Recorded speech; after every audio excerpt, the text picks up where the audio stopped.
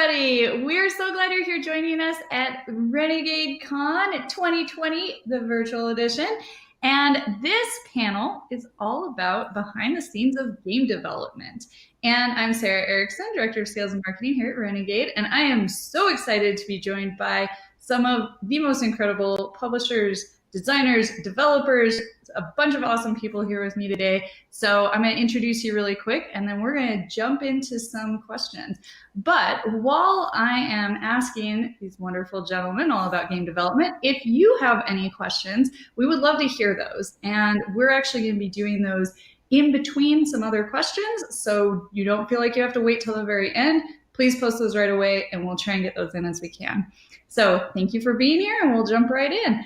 On this wonderful screen that we have here, we've got a couple different people. Let's start with you, Dan Bojanowski. He is our senior producer here at Renegade Games, and he shepherds games through the process of going from design all the way through making it to your tabletop. So he's going to tell us a little bit about that process and some fun stuff he's seen in his career.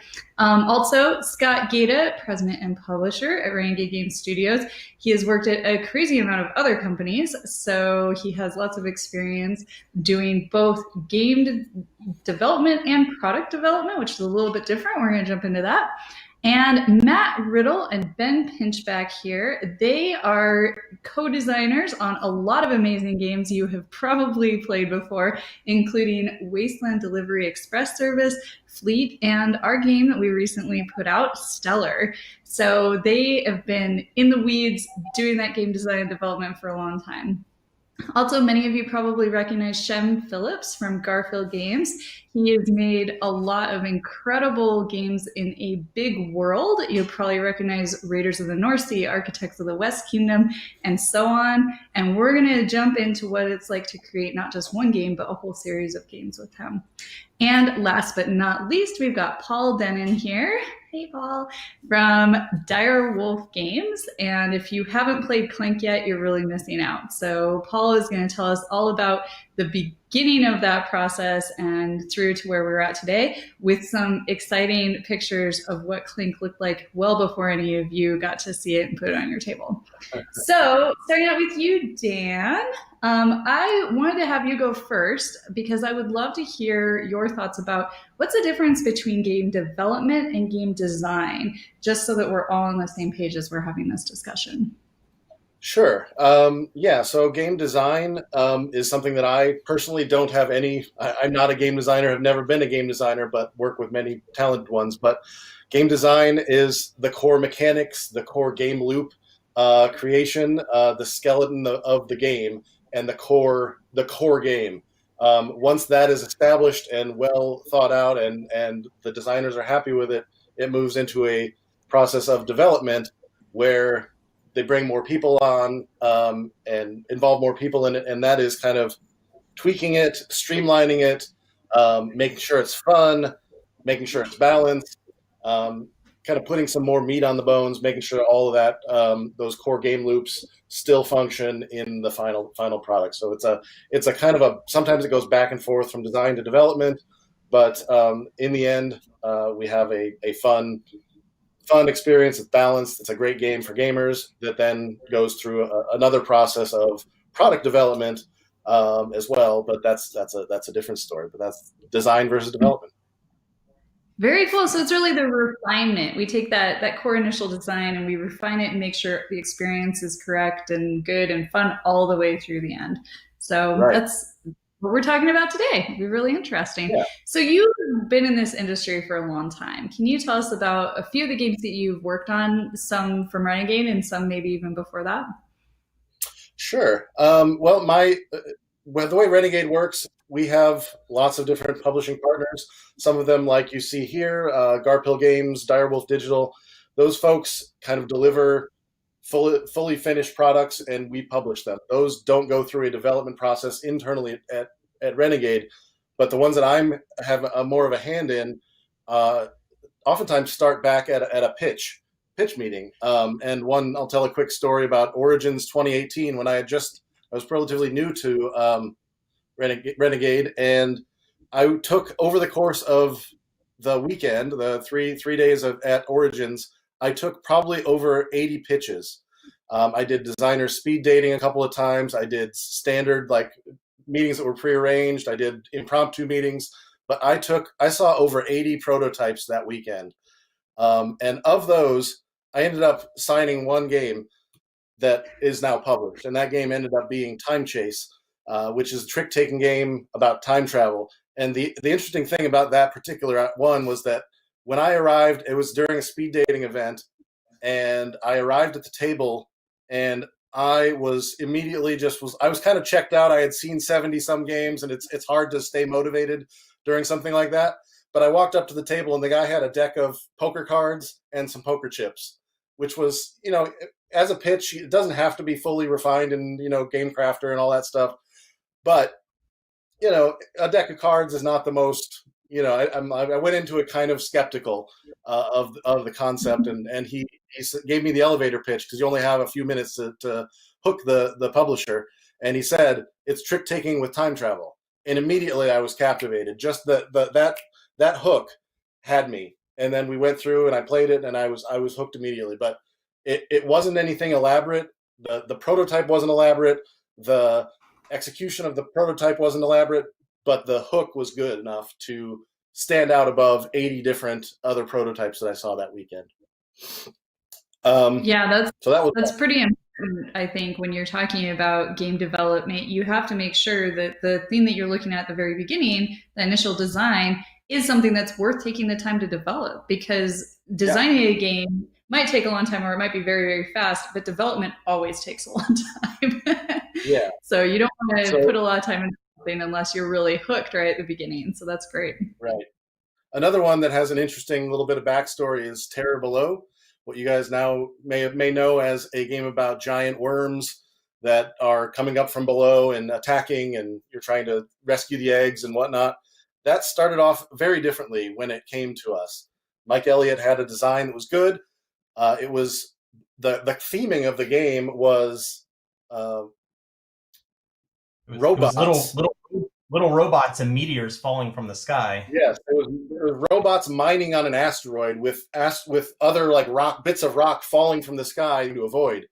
Gameplay wise, it was dice based. It was like a roll and move that you rolled for your resources, then you moved to certain spots on the grid.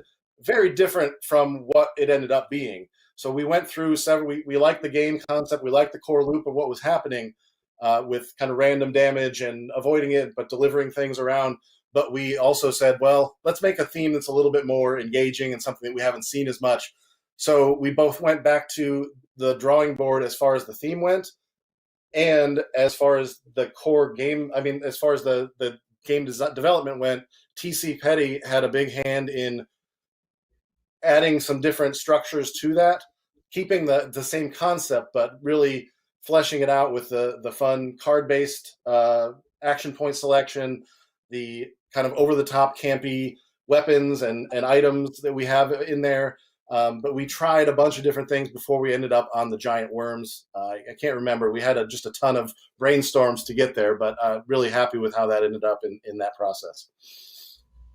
Yeah, Terror Below definitely turned out to be a very different game through that development process. And I do think that happens more often than people realize, probably. And we're going to hear from Matt and Ben in a little bit about how their game went through that process as well. That'll be interesting.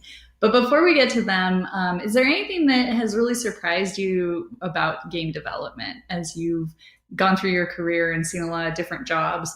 That one job in particular, what's the most surprising?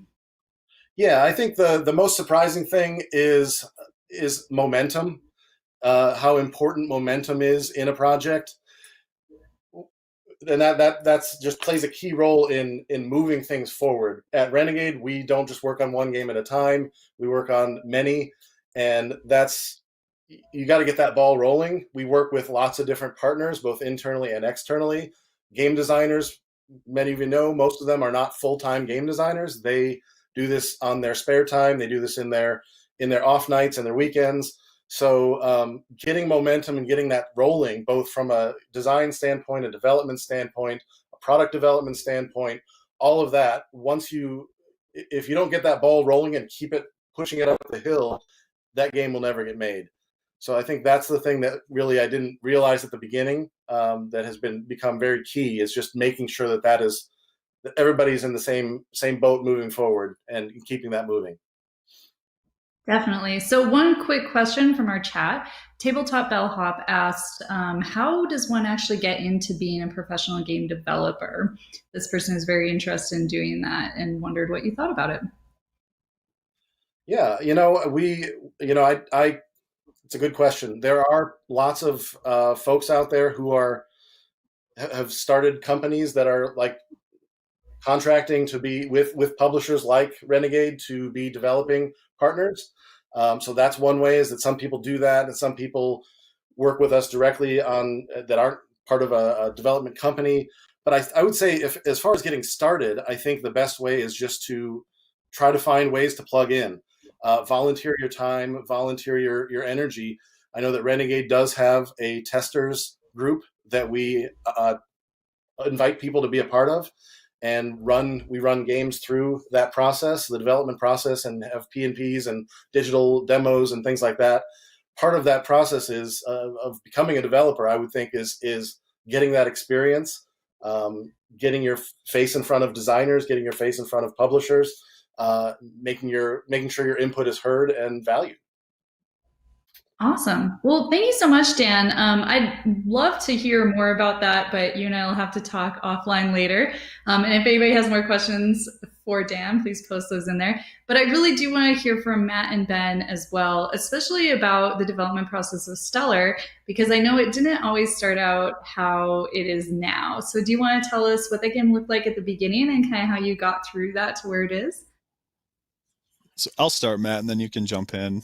So we're from Michigan, so great state of Michigan, Detroit area.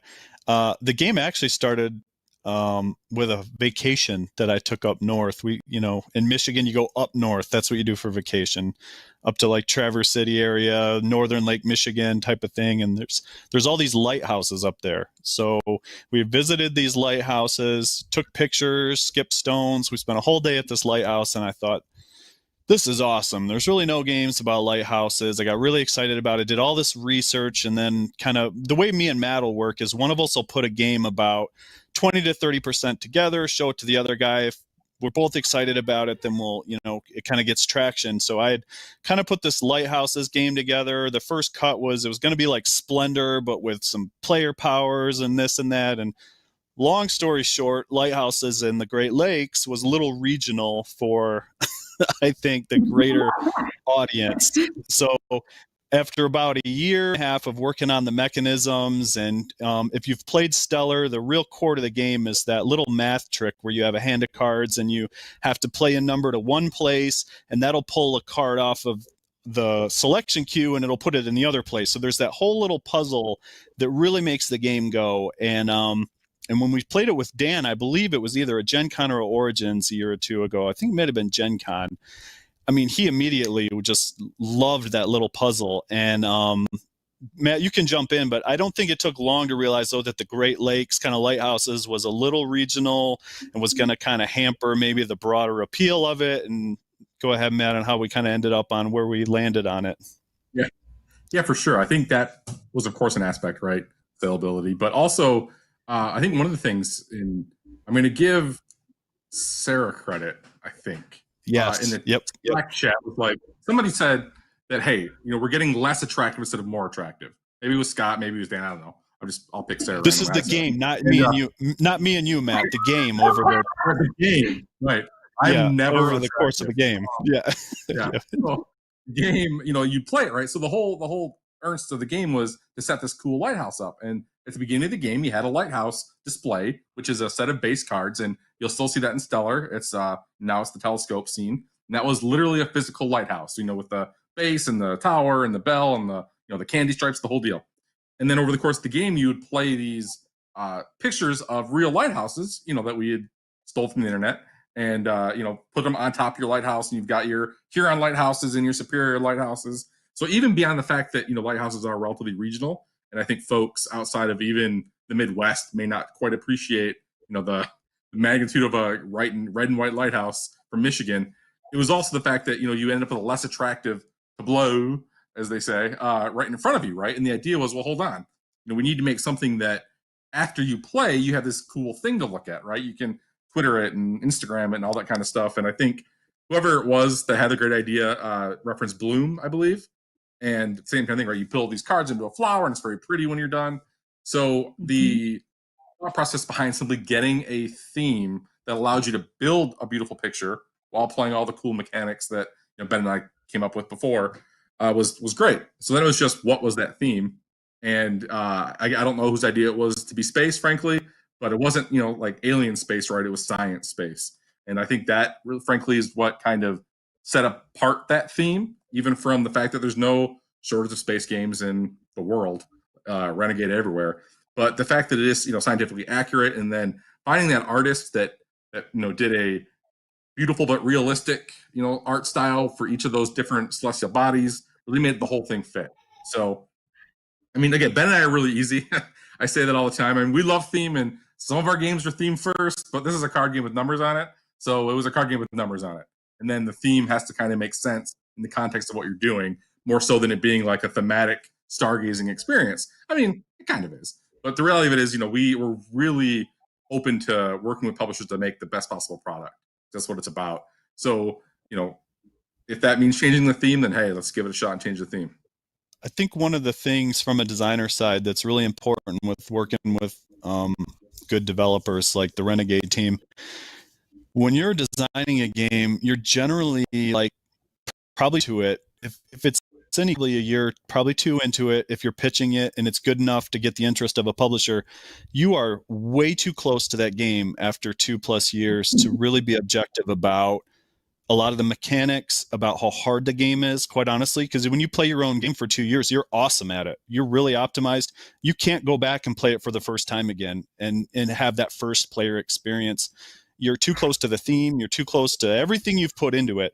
At some point, it just makes sense to hand it off to somebody that's really good at what they do and take that canvas and what you've done and kind of make the best product out of what you've spent, all your time and love doing. So working with the Renegade team on Stellar was just phenomenal for that, and super happy with where they took it.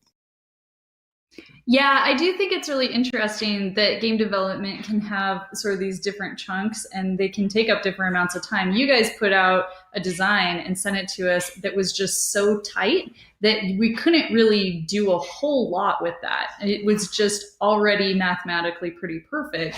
And so we didn't need to worry about the design part of it, but we did look at that theme and spend a lot of time making sure that it was a really good product. And I definitely am interested to hear Scott's thoughts about product design versus game development in a little bit too, but they're very closely connected. And as you mentioned, you really have to do some of that at the exact same time to make sure that the game design also does fit with that theme that you pick, that's a good product in the end. So that's interesting. And I did want to ask, actually, you did have to work on balancing those numbers and those rules, and there's not a lot of room within such a simple, elegant game design as something like Stellar. So how do you go about making a game perfect and mathematically correct and still fun at the same time without making it really complicated? So to me, I mean, it sounds simpler than it really is, but it's iteration, and iteration requires reps. So for Ben and I, we're fortunate, that there's 2 of us. So solo designers, you have all my respect and love, because I'll never design a game by myself because I couldn't play it by myself. Because I just can't. I don't think that way. My brain doesn't work that way. If Ben and I are working on a proto, we can do some things separately, but I can't just sit and play a game by myself. It's just not how I work. So the fact that Ben and I work together, not only physically work together like in real life at work, but also work together as game designers, allows us to rep, especially a game like Stellar, over and over and over again. And sometimes it's as simple as getting comfortable with it. And I think we're both engineers. We both have backgrounds that are math oriented. So I think we understand, the underlying math. But really, beyond that, it's not just making sure that everything is, because if you're frankly too optimized, then everything happens by itself. So it's a matter of making sure that you pick those right spots where players can make frankly, sometimes a bad decision, and that has to drive the player experience. So the fact that we're able to rep these games as often as we are together, the 2 of us, allows us to change a small thing and then play it 10 times and say, okay, was that better or worse than before we changed the small thing, and kind of take a look at little chunks of the game as necessary. And to your point, something like Stellar, there aren't a lot of pieces. There's a couple of base mechanics that really drive everything. So, a lot of the time on Stellar, frankly, as Ben was saying, when we kind of moved from his original design, which was different than it ended up being, to where it ended up finally, was a matter of saying, okay, well, this thing over here is boring. Maybe it was card acquisition, right? Like, we spent days or weeks going through bad card acquisitions to get to a good card acquisition, right? Which was that kind of clever little puzzle that we talked about that Ben mentioned earlier. So it wasn't like we, at some point it was just a light bulb idea, but that was after 20 failed acquisition mechanics that didn't work or didn't fit or weren't fun in that context. So, the good idea was there eventually, but it was after a lot of bad ideas. So. And I will say that, a lot of the times when we get a game, it comes to us at 90% done as far as, the game design and development. And it's just taking it that last 10% over the line. And with Stellar specifically, it was very close to being done. We did run it through development with some of our internal testers, some of our testing group. And I believe there was 2 changes that came out of that. One of them was the flush rule. I don't know if this came from TC or the tester group, but one of our internal things was that when you take a satellite, that flushing the line as an option, that was something that came out of the last development. And then the playing a card from your hand once you finish the 12th turn, I believe that was a late adjustment as well, that came from development. Is that accurate, guys? Yeah, I know. Yep, how you just said it. And it's just like I was saying, it's hard to go back and have not played the game before. So you forget what, like I was saying, the first time someone's played it. So that rule at the end, you're saying, anything that's not fun for a player or kind of a bummer, it's nice to have the development team find those moments where there's just a turn that's not fun and fix it. And maybe me and Matt, because we're too close to it, we didn't see something like that. And the playtesters are able to say, everything was great except for this one moment at the end is a bummer, and then here's how it can be fixed. So, but those little tweaks, honestly, can really make all the difference between a game that's just okay, and it's a 6.5 and it's fine versus a really good game. Those little pieces of polish can often make all the difference in the world, honestly, to set a game apart. Yeah, and to Ben's point. Oh, go for it. All right. No, I just want to really quickly add on. I think it's a matter of getting something that, when Ben said earlier that you're so close to something, what we find with playtesting, especially in the amount and the bulk of playtesting we're able to do through the Renegade system, for example, is, the first answer as a designer might be, well, yeah, but if you'd done this differently 3 turns ago, you wouldn't be in that spot, right? Don't leave yourself with this card at that position. But then you forget. It's easy for me to say that because I can see, the progress of your decisions throughout the course of the game. But, we're not the ones playing the game for the first time and buying it for $20 and feeling bummed out that this card in their hand didn't do anything, and being like, oh, well, okay, that was, and then maybe they had fun and that little point at the end of the game too is so key, because if you had fun for 90% of the game, but you leave on a sour note, it's easy to forget you had a good time prior to that sour note. So those little polishes, especially at game end, are critical sometimes. So again, allowing, getting those fresh eyes on something is absolutely just, unbelievably important throughout any development process.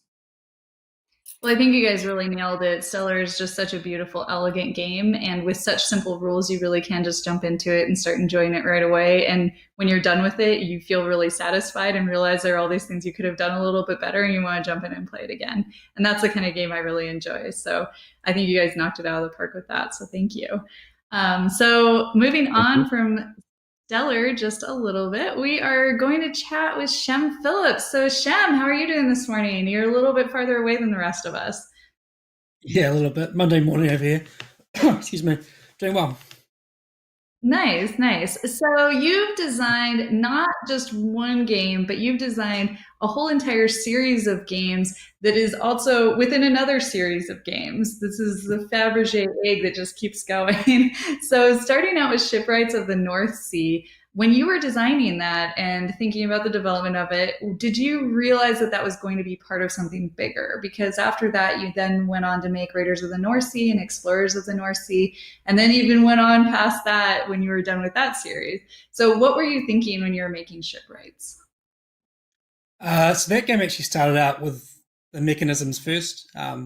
So I think I've been playing a few games like Le Havre and Citadels and all these kind of building style games. And I want to make a game about building ships.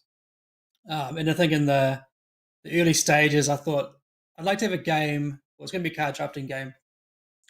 I'd like the game to have 3 main resources in it. So I quickly discovered in my research that Viking longships were predominantly oak, wool, and iron. So I thought, well, that kind of fits what I want to do mechanically. And then doing more research, I discovered there's so many different types of Viking longships, like various names, just up to about 13 or 15 different names that I can't pronounce, so I won't try to. And then and then when I discovered that, I was like, well, there's like barbarians, there's savages, there's shield maidens, there's just so many cool words for characters in the Viking universe or world. So that's kind of how that got started, really. Nice. So you were very theme first, whereas when we were talking with Matt and Ben, they were very design driven, although inspired by the lighthouses. You were very much inspired by the Vikings when you started that. But so you wanted to make a game about these Vikings building their ships. So then why did you go on and make Raiders within that same world right after that? Well, after the first Kickstarter I ran, even before people had been playing the game, they liked the idea of building the ships, but then they're like, well, what do you do with the ships once they're done? Can we have a big battle? Is there some raiding that's going to happen? And that kind of got me thinking for that next year or the first few months going, well, maybe I should make a game about raiding because I just started watching the Vikings History channel show. So I was getting more into it. And that's where it really began. And then when that game kind of started sparking with playtesters, I just instantly thought, well, why would you just do 2 games? Why not do a trilogy? And then now I can't control myself and it keeps spitting out more games. So Control yourself. I like it. So they all make sense, though. I'm actually very surprised to hear this because it feels like you had such a grand plan, the way that they all fit together. Because you're right, in the history of the Vikings, you start out with these little Viking villages building their ships, going out and fishing, doing whatever they needed to do. And then they started expanding just a little bit in raiding. And then when you made Explorers of the North Sea, you can really see that they took that to the next level and they went to start colonizing places farther and farther away to get more resources to bring back to their villages. And it just is all so beautififully designed together as a whole world. It all makes sense. But then you went on to make the West Kingdom series. So this is actually a great question from our chat. Rob Cantrell asked, what was your creative inspiration for the West Kingdom series? So it really came down to a lot of it was like, for me, because I was starting to see a lot of growth in what was a hobby for me. I started realizing like this could become a job at that point, especially after sort of Explorers and the expansions for Raiders. So I was really put my business hat on and was thinking, what is the smart move financially, just to get real, to take this company? And that, for me, I did a lot of thinking for about a year or so while those Raiders expansions were getting made. And I considered like changing art style, completely changing like, I could do one-off games. I did a few of them. They weren't that successful. I thought, well, what if I did like a South or an East or a West kind of trilogy as well? Because that gives me like 3 or 4 years of like focus for a project. I actually considered changing time periods. So I was working on like a South Pacific trilogy for a bit. The first game I was working on, I was like, well, it could be in the multiculture, your like pre-European invasion, but you're like kind of hunting in the bush, in the native New Zealand bush. You're hunting moa, you're collecting different things, and I started working on this mechanism of like hunting, and then as I was playing it, I was like, this feels like you're diving into water. It feels like you're kind of jumping in this thing and diving rather than running through a bush and collecting stuff. So that game turned out to be Noctiluca, which Z-Man picked up a couple of years ago. So I was left with like no game still. Going, hang on, I want to do a trilogy still. That game kind of flooded away. And then that's when Sam McDonald came on board and goes, hey, I don't want to step on your toes because he's a good friend of mine, but I've got this idea for this worker placement kind of game where you're sewing workers and then people can capture them and put them in prison. And I was like, well, let's just take a look at this game. It was all kind of like scribbled on a whiteboard with a few cut up cards, like didn't look pretty at all.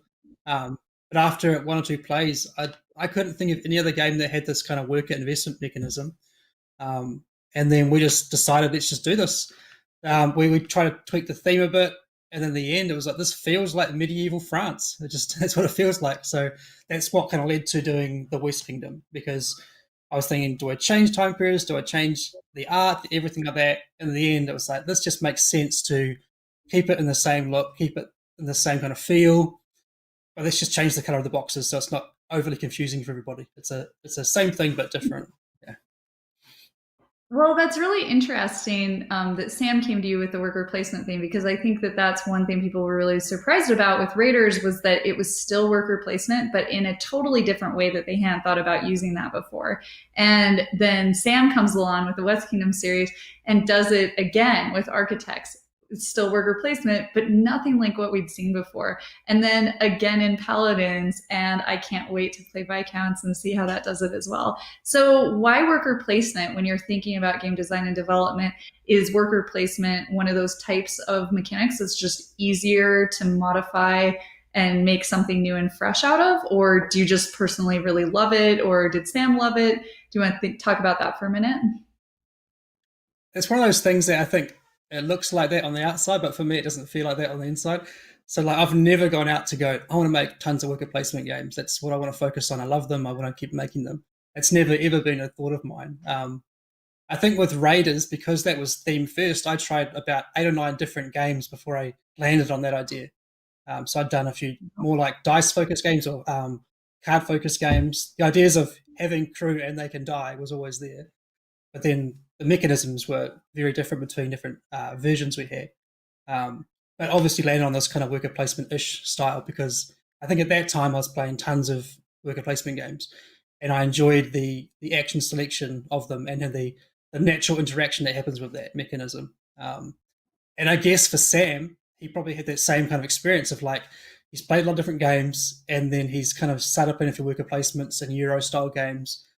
And he just thought, hey, how could I put a twist on this? And now everyone thinks that all our games are worker placement games. Whereas, like, for me, Paladins is not a worker placement game. It's a worker drafted action selection game. But people just think it's worker placement. And then it's funny with Viscounts, it's not a worker placement at all. But the fact that you put workers in a castle, people are going to start calling it a worker placement game. But that's all good fun. It's almost like you've created a whole genre just within your own series because you have so many shared symbols and mechanics that are used in different ways every game that you put out. And I think it makes it really, really easy for somebody to jump in and just start playing that game without having to read through the whole complicated rule book. I can just stream through it and see the differences and start playing, but I get a very different experience out of each one of them. So I think that's really neat. Just one more question for you. How was it working with Sam? Because you started out building your first trilogy just kind of on your own, and then you moved into being able to work with Sam McDonald on the West Kingdom series. So what was that co-designing process or co-development process like with him? Oh, so good. So good. I think actually Sam doesn't get enough credit. It's really frustrating. You see like a review and here's the latest game from Shem Phillips and it's called this and there's no mention of his name. It's right there in the box. So even look at the box. But he does tons of work for these games just to put that out there. It's not like he helps a little bit and then I take the game and run with it. We are very much working together closely on every bit of the game. So yeah, early on by myself, never co-designed before. That was like my hobby, so it was quite easy and a full-time job and just making games, one game a year, lots of fun. But now that it's like a full-time gig, I've got 3 kids and doing like up to 3 or 4 products a year. I don't have time to design a game from front to back and do all the art direction and the product design and that kind of stuff. So I couldn't do it by myself anymore. So Sam just came at the perfect timing when I think I was transitioning more into focusing on the development and the product design and all the extra work that comes with publishing. But yeah, we often start with just like spitballing ideas. So probably a good month or two of you going, how about this mechanism? How about this? How about that?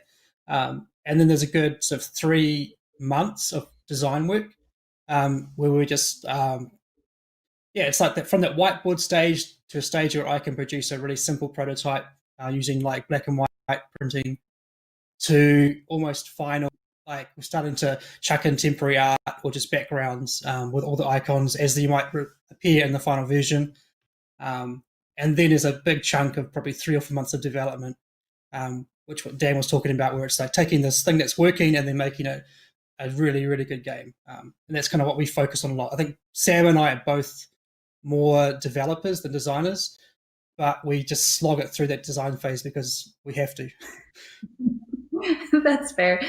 So I lied. One more question. We got a great question in chat from James Braziel, and he was asking, do you ever revisit an idea after abandoning it as far as design or development goes?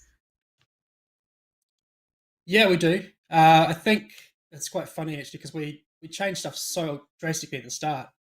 I mean, even yesterday I was talking to Sam, and he suggested an idea for a certain card, and I was like, we actually talked about this about 2 months ago, and we rejected it because of this and that and that. But then things change in that period where you go, actually, that will work now because we've changed this and that. So we don't keep a massive list of ideas and things, but we do come back full circle. I mean, as an example, with Paladins, that was a tricky one because before I even started the West Kingdom, I liked the word Paladin because it's only ever been used really in fantasy settings for board games.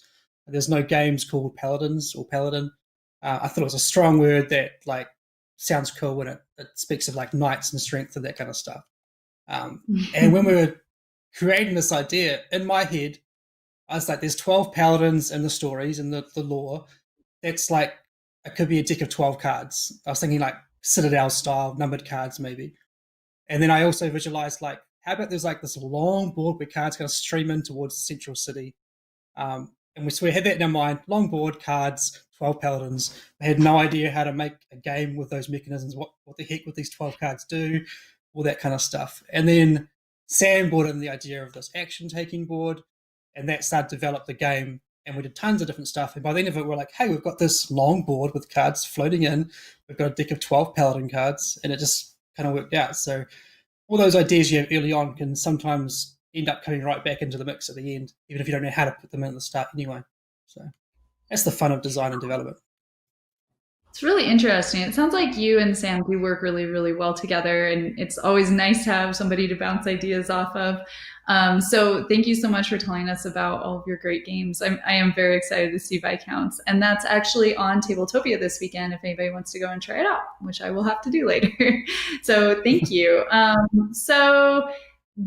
Paul, you also work with a pretty big team over at Direwolf, and you're not in a bubble designing all by yourself. So I'm really curious to hear about how that works at Direwolf Digital, because you're a video game company, but at some point you were inspired to start making some board games and see how that side of the business went. So do you want to tell us a little bit about that first initial decision to jump into board game design? Sure. I mean, Direwolf has always been sort of tabletop adjacent because we make online card games. A previous version of the company with the core leadership group worked actually with Scott Gata here on the Lord of the Rings online trading card game, 15 plus years ago. So we've always been passionate about this space. Me personally, I've been trying to get board games designed since the mid 90s. I think I went to Origins in 96 and pitched a game around and failed. But so it was natural just for us to try to do this. We were specifically with Clank, that was actually designed, or a prototype of it was designed in late 2013 as an online game. Only a couple of years later, did I go back and think, oh, that mechanic for that game a couple of years ago maybe could be a cool tabletop game. And that's how, and then I pitched it to my boss and he was excited and we just decided to try it. That's awesome. Do you happen to have some of those original boards still, the ones that you used to pitch it. Yes. So yeah, funny story. In 2013, it didn't have a board. And then in 2015, when I first picked it back up, it had a tiny board because you would just move like a meeple down one level at a time. Like you were just at level 1 of the dungeon or level 2. Only like as we started to design it that year, did a full board even become a possibility. So yeah, and I have some of those early boards that I drew. If you wanted to put them up for people to see. So that Chris is going to yeah, throw us up for it. That's a fairly late one. You can see that there's water on that one, so that's like a sunken treasure. So that was actually after we had locked down on the design of Clank. But some of the other ones that are going to be here, like this one doesn't have like a Pac-Man wraparound tunnel. You can actually like almost do an archaeological dig of game design by like looking through these, because you'll see like differences in, the implied differences in the rules of the game. The market on all of these boards doesn't work the same. Like you'll see a little 5 gold and 5 skill sign on all of these, and eventually we just streamlined and simplified that to just 7 gold to buy a market item. But yeah, that one was my masterpiece, the one with all that red ink. That took me a long time. Yeah, these are pretty great. I've heard Scott tell many stories about his original copies of the game that were given to him to see if we wanted to work with you on this, and they were essentially these pen and marker, almost crayon drawings. Although I did mention, Scott, I mentioned to Paul that we wanted to see his crayon drawings, and he was very offended. So you two may have to have a He's giving Well, originally it was like a bait and switch. Like I had visited Direwolf Digital out in Denver, and we had played a bunch of tabletop games that they had kind of had in the works. Well, there was one particular one that we had played, and then I don't know, a month or two later, Scott Martins called me up and was like, "Hey, let's move forward on one of these things. Like, let's make a game." And he's like, "We're going to send you one." And I thought that they were going to send me the other game that we had played, and then Clank showed up with the hand-drawn board and, basically just, mock-up I'm used to getting. And I think I got it, and I was on my way out the door to go to a convention. Like the next morning I had to catch a flight. So I put it out on a table and I set it up, a 4-player game of it. And I actually sat there. It took me 3 hours, and I played a 4-player game of Clank on my own to go through the game. And I just moved from chair to chair and played it through because I wanted to play it before I got in the plane. So yeah, it wasn't quite crayon drawings, but it's exactly what Paul just put up on the screen. I still have my original board that you sent me too, so I've got it in a box somewhere. I'll keep it and treasure it. It's a That's pretty cool. We'll have to make a museum someday and put that in there. So, Paul, are there any big changes that you made? You mentioned a couple of them about the market and a few other little things. Is there anything big that you're really happy that you changed by the end that you're just really glad about with Clank? Yeah, tons of changes. And to go back to your original question, like we're a team at Direwolf. Clank wouldn't have been as good as it is without like all of my colleagues who play tested it, pitched in on designs. The whole difference between design and development is very clear cut with Clank. Like I threw too many things into the game at one point, right? And when you bring on developers and they call out certain complexity as like unnecessary, I think you just have to respect that and say, yep, maybe that'll be in an expansion someday, like kind of thing. So the team really came together and changed the game in lots of subtle, difficult to explain ways. Like, one example was the developers made sure that the cards were always kind of good, right? And so the always available mercenary and explorer cards got better during development, partly to just make sure that everybody was kind of happy with their purchases. And that had a cascading effect. And then we had to like kind of rebalance a lot of the deck to catch up to the power level and be beyond the power level of those two cards.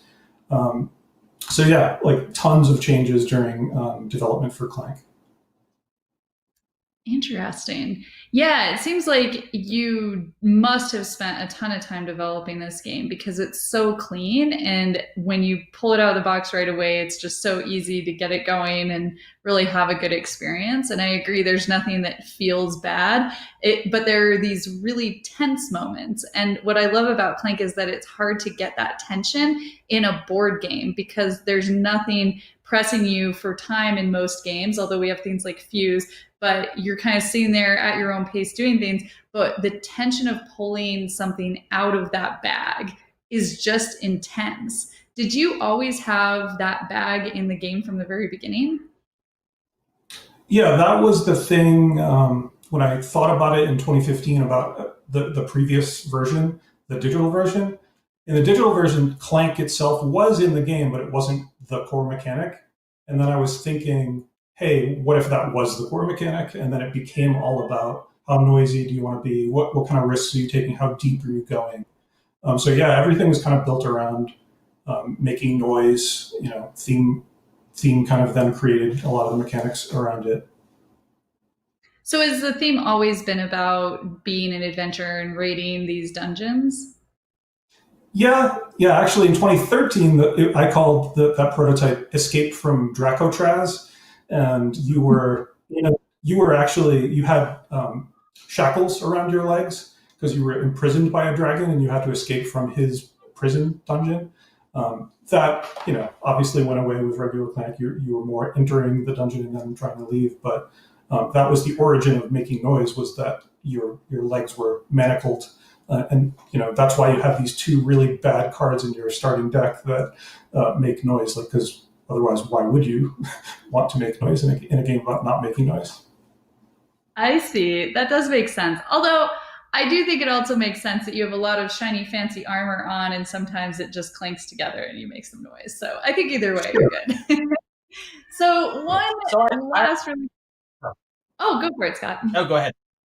I just have a question for Paul. So one of the things that Clank does that really, really works in Clank, but is typically a negative play experience that as developers, designers, we try to avoid is player elimination, right? Player elimination is generally like at first glance, that's no good. Don't put that in your game. It's a bad feeling.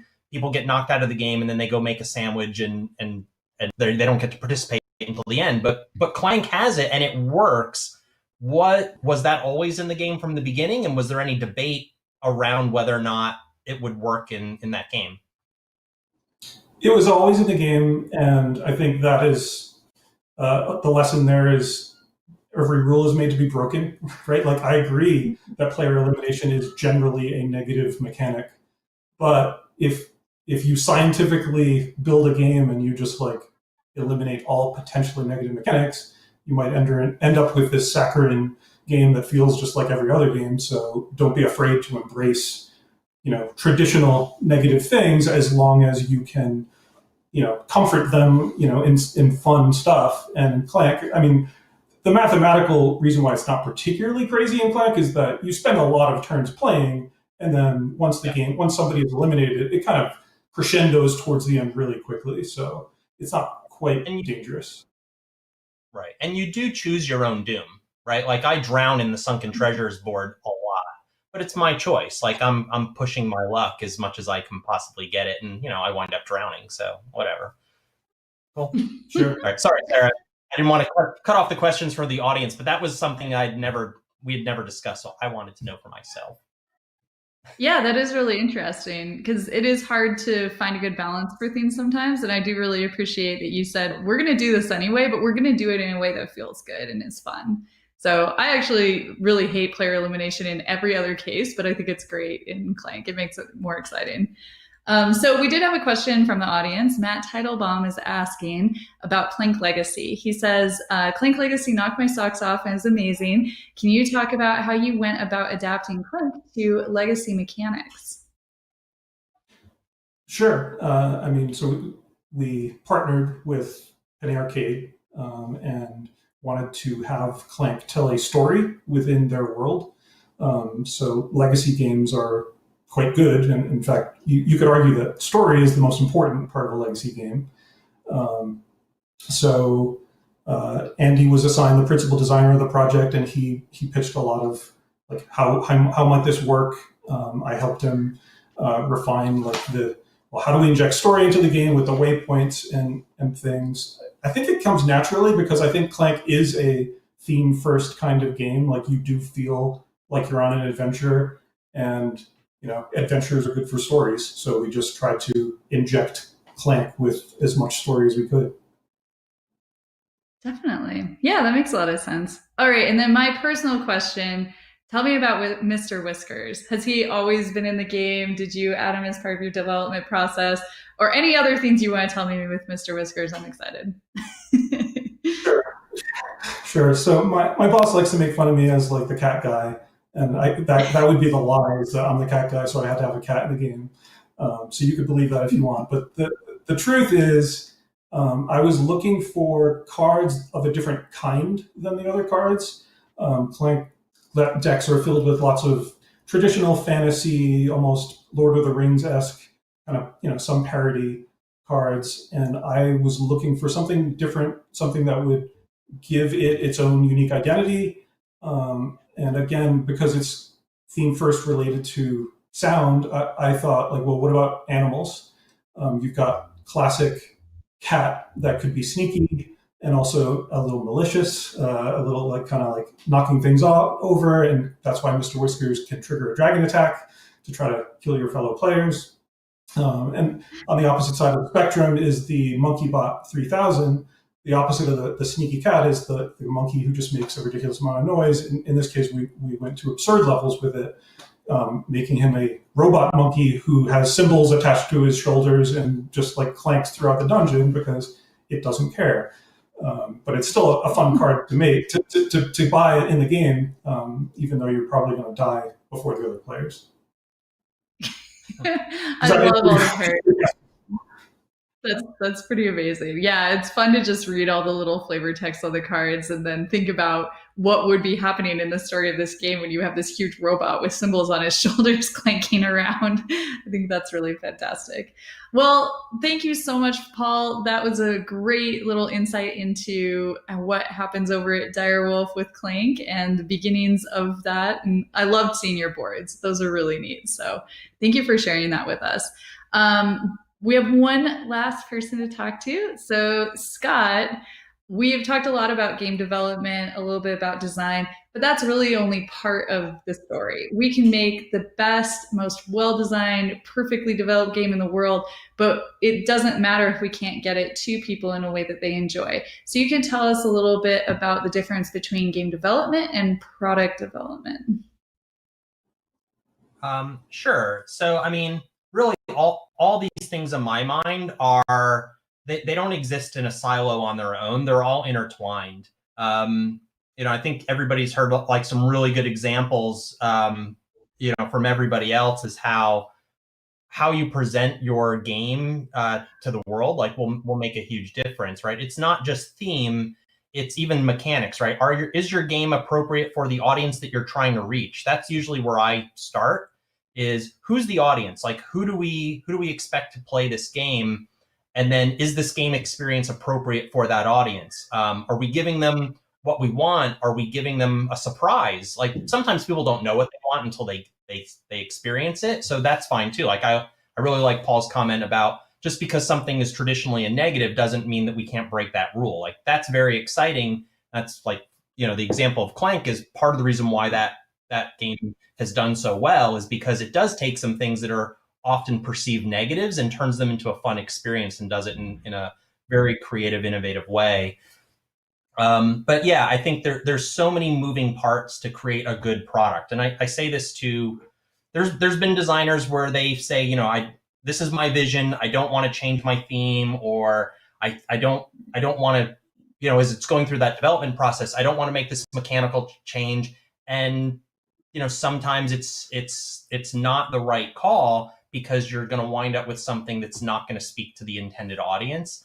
And I mean, that can go from theme and art and gameplay, length of gameplay. You wouldn't put player elimination in a children's game, probably. That's going to just lead to a lot of tears, right? Like that wouldn't be appropriate.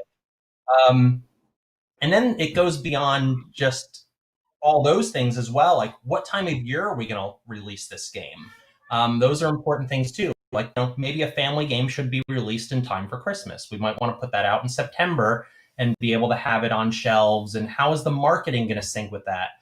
I ask a lot of questions in my head. A lot of times I'll tell designers when I'm sitting through a pitch, I said, if I look like I'm spacing out, you haven't lost me. I'm actually thinking about a lot of different things. Like, that's actually usually a good sign. Like, I'm engaged. Like, I'm thinking, how can this thing become something more, and how are we gonna turn it into something that has a real shot at becoming a hit?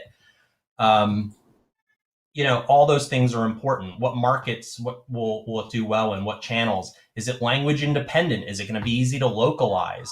Those are important questions. We have some games that are very, very difficult to localize. It's not a bad thing. It's just something that we have to know up front, that it might limit us as far as putting it out in different markets.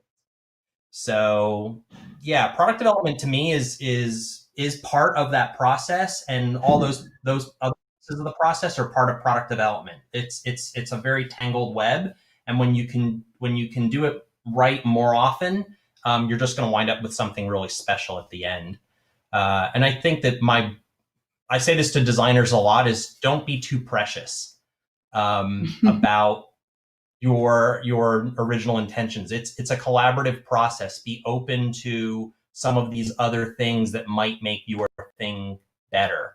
Because ultimately, I think we're all, everybody's an artist, but do you want to be a starving artist, or do you want to be a successful commercial artist? Do you want your art to become popular while you're still alive? Like, most classic artists didn't actually obtain notoriety until after their deaths. That's not our goal. Everybody here wants their stuff to reach the largest audience possible, and it would be nice to be around and see it while we're around too. So, that's the difference between just making something for yourself and making something for other people. So, and I think it really does get to the core of product development. You're thinking about your audience. You're not just looking at the design in a bubble. Do these mechanics work? Does this theme work with this mechanics? Then you take one step outside of that and say, does this work for the people that we care about, which are the fans? And you've spent a lot of your career working on licensed games, which I think takes that idea to the forefront, and you actually have to start there. So do you want to tell us a little bit about how you did that with Power Rangers? Because that, of course, is a licensed game, but it's also a whole line of things that isn't just one tiny game. It's a whole product line. So do you want to tell us about how you thought about game development with Power Rangers? Yeah, so Power Rangers came to be, right? We were approached to make a game that wasn't a Power Rangers game that would be for children, but that would be for parents of Power Rangers fans now who grew up with Power Rangers in the 90s, right? It's a 26-year-old franchise. And this is something that I tend to do a lot with designers that I want to work with, or that we've worked with before, and we have ideas, is we reverse pitch them. So we'll go to designers and say, we have an idea to make something to achieve a specific goal. And with Jonathan Ying, like we had talked about this in the Power Rangers panel, he had just happened to move to San Diego. I was familiar with him. I didn't know him, but I was familiar with his work on Imperial Assault previously, and a mutual friend introduced us. And our very first meeting, I said, well, this is the type of game we want to make, and this is the experience that we want to have for adult Power Rangers fans. We want it to be cooperative, because Power Rangers is all about cooperation and working together as a team. We want it to feel unique, that when I'm playing the Red Ranger or the Blue Ranger, I feel like I'm playing as the Red Ranger. It's not just my player color is red. Like that identity of that Ranger comes through in the gameplay. And the big challenge is there's been a lot of Red Rangers. So if we expand this game, when we do other Red Rangers, they need to feel different too. Every Red Ranger can't feel like the previous Red Ranger. So especially when you're working on a license, I think you often need to come from a top down, start with the theme first, and then how are we going to translate that theme through game design, and then the development, you iterate on it. And then we just really got lucky, because I didn't know that Jonathan actually was a child of Power Rangers in the 90s and is a huge Power Rangers fan. So we were talking about this, and we actually got together. We had just met each other. We were at a taco shop in San Diego, and I said, "So were you a fan of Power? Like, do you know what Power Rangers is?" And he almost fell out of his chair. Like, Power Rangers is his thing. So not only did we, we have a designer that had the past experience that I thought was appropriate for what we wanted out of this project. We got lucky and found somebody that spoke the language and really was immersed in the brand. So licensed games have taught me that you need to speak to the audience that you're trying to to create an experience for. And I always say that if the holy grail of designing a licensed game is if the fan of the license thinks it's a fantastic game, you're good. You've done your job 100%. That's the best case scenario. But even better than that is if somebody that doesn't even like the license can enjoy the game and have a great time playing the game, and then says, well, I don't even like this license, but man, this game is fun. I want to play it again. That's the holy grail. Like, if you can do both, that's what you ultimately want to do. But if you can't do the first one, you're going to fail. Like, why even make the game and have a license if you can't make the fan of the game happy, or the fan of the license? So, I think that's always been at the forefront in my mind, and I've hopefully taken what I've learned from that and kind of pushed it into proprietary IP when we're creating something from scratch, like a Stellar, and we think about that end user. Yeah, that makes a lot of sense. So we'll have a few questions in just a moment from the fans. But before that, I really want to know, what is the strangest product that you've ever been asked to consider making at a game company? What is my strangest product that I've ever been asked to make? Yeah. Dan Bojanowski was around for this, so he'll probably remember it. And this was strange. It was not a game, but we were both at the same game company when this idea came up. The idea came from our owner, who was an incredibly creative, out-of-the-box thinking person, to make water, designer water. And the idea was, so he had seen a documentary of this Japanese musician who played music through water, and while the music was playing through the water, they froze the water, and you would get all these different patterns in the ice from the sound waves, depending on the type of music, right? If you were playing heavy metal, it would be like that. If you were playing something more mellow. So the idea was to do designer water with musical caps on it, where you could infuse your water with love or with other things that were, that was the music, or energy, right? Like the cap of the bottle would play like really energetic music and fuse your water with energy. And this idea didn't go much further than it being an idea, but it was an actual real discussion for maybe a few days. And I mean, in a game company, you get gamers can be a little judgy, and I think people were like, "What the hell is this? Is going on here?"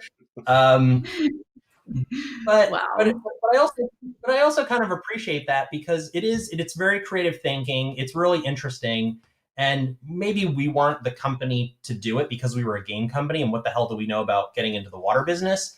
But it's interesting, right? And I think those things have value in the creative process too, is to sometimes just sit around and brainstorm and chase some of those rabbits down the hole, of these what if crazy, just weird, wild scenarios, because it might lead to something else. That might have led to a really interesting game design or something to do down the road. But yeah, that's by far the weirdest thing that I think I've ever been asked to work on. So it is kind of interesting, because even though that is a really wacky idea, we just announced that we're doing puzzles, and we're a game company, but we're going to make this other thing that's not quite a game. So Nate Parker was actually asking this in chat: how do you assess what games make sense to go in a different direction, like making a puzzle or making plushies, maybe an RPG? How do you decide which games make sense for those things?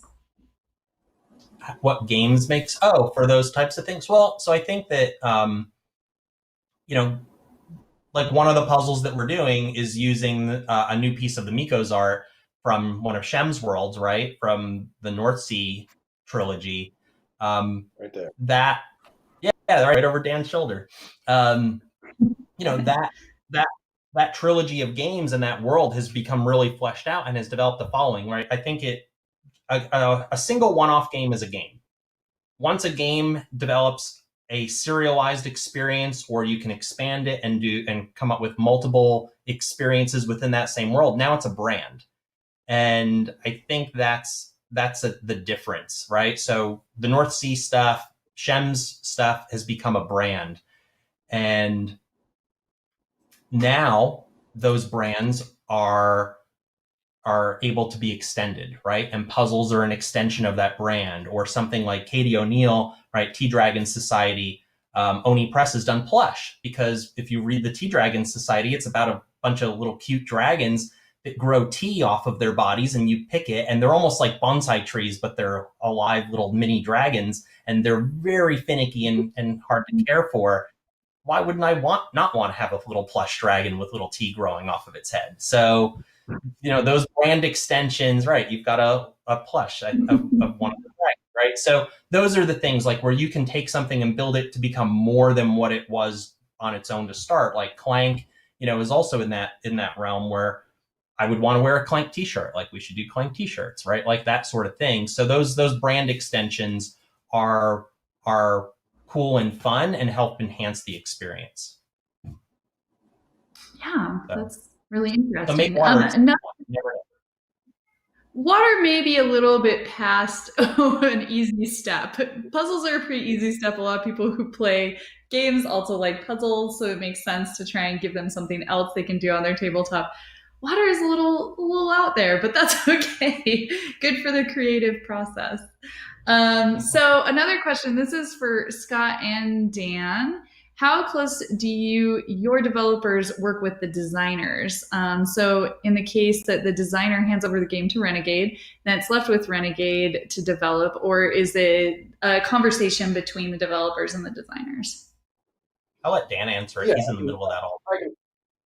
I can tackle that. So every game is different, honestly. We have some designers that will sign a game and they will kind of be hands off and say, you guys, it's a great game. Do with it what you want. I trust you. And then we'll take it and run with it. And they're not very involved. In other cases, designers are very involved. They want to be part of the process. They want to be writing the art descriptions. They want to be helping approve things. And that includes the development process. So we have multiple different venues that we use for our development. Sometimes it's like a one person, like we work with TC Petty. I've mentioned him a couple of times. He does a lot of development for us, where he really has got a good brain to put the finishing touches on things and take something and run with it. Other times we put it through our group, where it's either a P&P that we send out to these people and have a formal questionnaire that they fill out and whatnot. And the designers are, in almost all cases, very involved in that process, in both cases, where they will interface with the developer, interface with the testers, and provide feedback, take that and then run with it and go from there. So I would say that the designers are, most of the time very involved. And in our case, we let them be as involved as they want to be. We want them to be involved as much as they want to be. Yeah, that's fantastic. We've had designers actually take on the role of art director because they got some experience in that area and they're really interested and they have a vision, and we've allowed them to do that. It hasn't happened too often, but it's happened once or twice. And I did want to mention, you talked about TC Petty there. So we're actually doing an interview with him right after this show, or a little bit after this show, at 5 p.m. Eastern Standard Time. So if you want to find out more about that development process, he's a really good person, interesting guy to talk to. So please check that interview out with TC Petty. Awesome. So yeah, I did actually have another question that's sort of for everybody. You've all talked a lot about this process of game development. What is your favorite part of that process? Anywhere from the design to actually having people put it on the table. What's your favorite part of that? If anybody wants to speak up. Oh, mine is seeing it. Sorry, Dan. Yeah. No, mine's easy. Mine's really short. Mine is actually seeing the thing finally, because after that, it's been through so much, right? And that's something that I think it's really easy to underestimate how much work goes into turning. In Ben and I's case, I love seeing the Clank sketches, because that's I'm not doing it on paper because I can barely write my name, let alone a map. But it's a printout from Word or PowerPoint of like black circles and white circles with little arrows pointing everywhere. And eventually that turns into a game. And so, for me as a designer, seeing that, the fruition of that entire process is amazing, because it started off with something so, ugly, frankly, in our case, and eventually got to be this beautiful thing like Stellar, for example. So just that moment is a great moment. And that's what I was going to say as well. I have the privilege of getting pack-out checks directly from the factory, and sometimes, for the most part, these are the first offline samples that we're verifying that this is the product that we want to actually make. So that's very satisfying, fulfilling, just like Matt said, because you've gone through so much to get to this point. And I love seeing that and sharing those images with the team and holding up videos of them and look what we made, because it's so exciting and so fun to kind of get to the end of that road and see something, be able to hold something in your hand that you've worked for, in many cases, a year or more on. It is pretty amazing and magical. Just as a regular person, not part of a game company, you can see these awesome crayon drawings that Paul made of Clank, but you have no way of turning that into a thing. You could, I guess, maybe do some intense crafting and get something close, but there's no way to really replicate that. And so when you as a whole team are able to make that happen and you get those first samples, it's just super magical to me. I think that's great. Anybody else want to answer that question? Paul, Shem, Scott? My favorite part is always seeing a new player play the game, whether it's in an early prototype state or a late development state where you're bringing in new play testers, because it aligns with why I make games to begin with. Like, I want to entertain people, I want to bring joy to the world, and this is the moment. This is like the big test of like, is the game sparking delight in these people as they sit down to play it? And so that's always my favorite. That's awesome. It is really exciting. I think that's one thing that I personally really enjoy about conventions, whether it's this digital convention like we're having this weekend or that physical convention, just being able to put our games out there and have the fans enjoy them, because that's why all of us are here. And if we didn't get to do that part, it would be a whole lot less satisfying. So yeah, I agree. That's wonderful. Shem, did you have anything you wanted to add to that? Yeah, I was thinking about it. Like being a dad, when you see your kid like do something new they haven't done before, that's like a really great feeling. It actually feels a bit like that when you're just developing, because when you get to the end of the process, you actually look back and go, did we actually make this game? It felt like we were just pulling levers the whole time, and things clicked in and became what it became. So for us, I think the development part that's fun for us is seeing the game become what it wants to become, if that makes sense. So we're just going like, oh, actually, let's try this. Oh, that looks cool, that works. And it released this new idea and this new kind of, maybe there's a new strategic path that opens up in the game that you didn't even think of. It just accidentally happened. So it's those kind of moments of going, oh, we've created something funny. We've discovered something fun in the game that we otherwise, and we don't really feel responsible for. It's quite strange, but it's like watching something grow that, you feel like you're kind of watching it rather than making it happen all the time. So it's a fun experience knowing that you're kind of like fostering this game that other people will now get and soon enjoy, that we are enjoying right now. Definitely. So Yeah, Scott, I'll jump in there too. Oh yeah, go for it. Sorry, Sarah, to talk over you. I was going to say, kind of agreeing with Shem, and even upstream from where he mentioned, my favorite part, and he probably experiences this, and Paul probably does working as a team. My favorite actually is when I have this like half-baked idea and I've got 40% of a game worked out in crayon or whatever, and I show it to Matt. Like, two things will happen. One, he'll be nice and kind of, oh yeah, maybe we could do this and this, or two, he gets immediately excited about it and he starts, like, within the first 20 minutes he's changed like 6 things, Like, to me, that is like this light bulb collaborative moment that is my absolute favorite. It's kind of like, it was a good idea. Matt thinks it's a good idea, and we're doing this thing. And he's just jumps right in, and pretty soon it's actually a game. Like that, like light bulb moment where we've both agreed that it's a good idea and we're working on it. And that is like really exciting for me. And that's kind of like the thing I'm always looking for when I have my little black notebook and I'm writing ideas and up late at night doing little files. And it's like, is Matt going to get excited about this one? Does it have legs, It seems like you two are really lucky to have each other as co-designers. It seems to be working really Yeah. well. It's like a sitcom. It is. So Scott, you have a lot of irons in the fire all the time. Do you ever even get to take a chance and enjoy the things that you've made? Yeah, I mean, so for me, I would say like the answer to that question, there's two parts of it. For Renegade specifically, one of the goals, like when we started this whole thing, was to be able to provide a platform and an environment where we could really, I've worked at lots of different places, and most of these places did a very good job of making things.